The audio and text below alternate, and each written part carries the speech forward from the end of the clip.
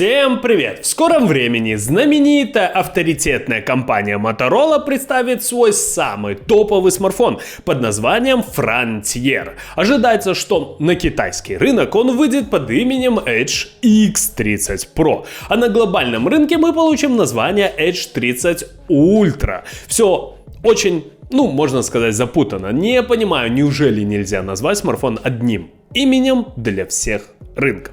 Что хочется отметить, он будет действительно революционным. На данный момент известны практически все технические характеристики его. Совсем недавно мы получили так называемые живые фото. По данным изображения мы полностью понимаем, что гаджет не похож ни на один смартфон других конкурентов, что является редкостью в наше время. Как я говорил в прошлом видео, новинка под кодовым именем Frontier первой на рынке получит тот самый знаменитый 200-мегапиксельный датчик от компании Samsung, а именно ISOCELL HP1. Потом выйдет Edge 30 Ultra, и он станет вторым смартфоном с таким датчиком.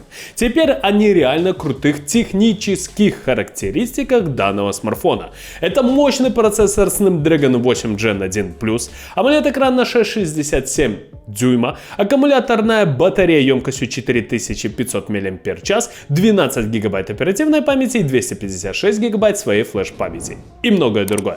А теперь поподробнее. С вами канал Первый Обзор. Поехали! Я напоминаю, что я сейчас на данный момент полностью перехожу на платформу Яндекс.Дзен с YouTube.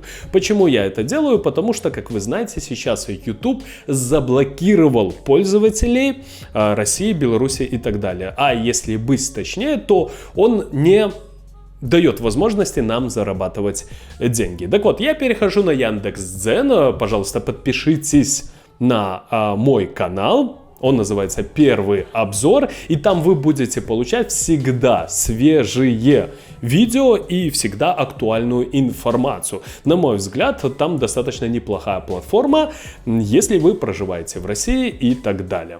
Первое, что хочется отметить, смартфон получит еще не представленную систему от компании Qualcomm, а именно Snapdragon 8 Gen 1+. Напоминаю, он будет изготавливаться по 4-нанометровому техпроцессу TSMC. Ожидается, что новый чип Qualcomm будет более энергоэффективным, чем Snapdragon 8 Gen 1, а также сможет поддерживать более высокие тактовые частоты ядер. Конфигурация Snapdragon 8 Gen 1+ останется такой же, как у предшественника, а именно одно ядро Cortex-X2, 3 ядра Cortex-A710, 4 ядра Cortex-A510 и графический ускоритель Adreno 730. Также Edge 30 Ultra получит изогнутый дисплей диагональю 6,67 дюйма, разрешением Full HD+.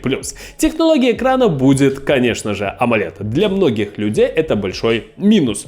Но стоит отметить, что есть множество плюсов. Основное это, конечно же, насыщенность цветов. Если вам важно качество изображения, то вы выбираете смартфон с AMOLED экраном. У такого дисплея цвета будут насыщенными и яркими, в отличие от IPS. Оперативной памяти будет 8 и 12 ГБ LPDDR5. В режиме активной работы энергопотребление смартфона с новой памятью снижается примерно на 10%. В режиме сна дела обстоят еще лучше благодаря новому режиму глубокого сна, который гарантирует, что оперативная память потребляет на 40% меньше энергии в режиме ожидания по сравнению с LPDDR4. Флеш-памяти будет 128 и 256 ГБ UFS 3.1. Напоминаю, эта модификация добавляет энергонезависимый буфер NAND, нужный для увеличения скорости записи, а также функцию, помогающую переводить накопитель в режим сна. Также накопитель может информировать другие комплектующие о тротлинге, что позволяет системе оптимизировать производительность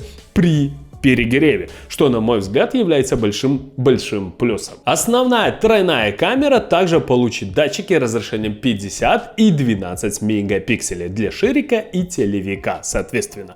То есть набор будет полноценным, что немаловажно. Теперь про тот самый раскрученный датчик от компании Samsung, а именно ISOCELL HP1. Он, кстати, с системой оптической стабилизации изображения и диафрагмой f2.2.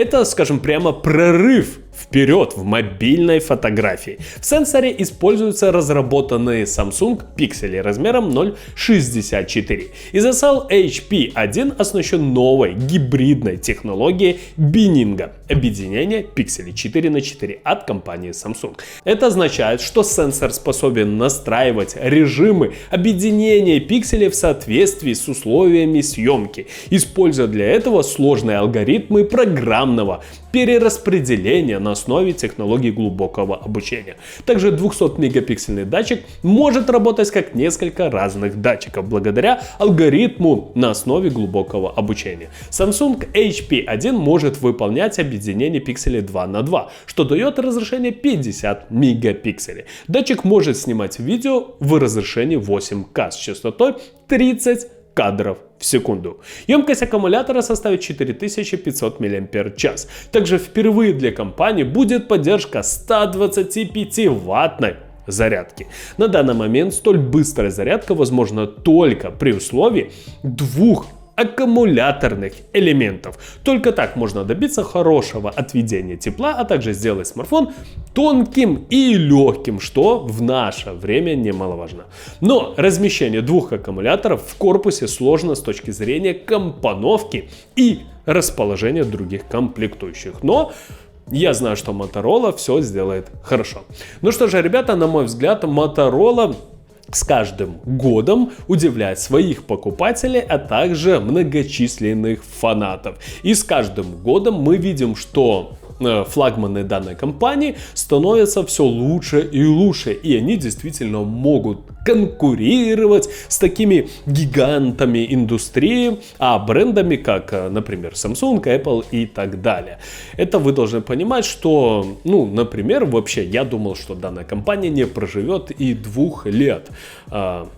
Вот этих теперешних. Но компания развивается, компания на американском рынке показывает себя очень и очень хорошо. Да, к сожалению, смартфоны официально в Беларуси, России и так далее не будут продаваться. Я, честно говоря, не знаю, с чем это связано, потому что все-таки российский рынок очень большой. Почему компания Motorola не идет на этот рынок, я, честно говоря, вообще не понимаю. Но вы должны понимать, что данный смартфон, а именно Motorola Edge 30 Ultra, будет очень и очень крутым. Самое главное, что мы получим процессор Snapdragon 8 Gen 1 Plus. Это самый новый процессор, усовершенствованный, потому что, как мы знаем, Snapdragon 8 Gen 1 был, скажем, прямо очень и очень горячим, и он нагревал ваш смартфон, и был тротлинг и так далее. То тут производитель решил сделать упор именно на нагреве процессора, и все-таки мы получим действительно холодный процессор, то есть вообще ледяной, можно сказать.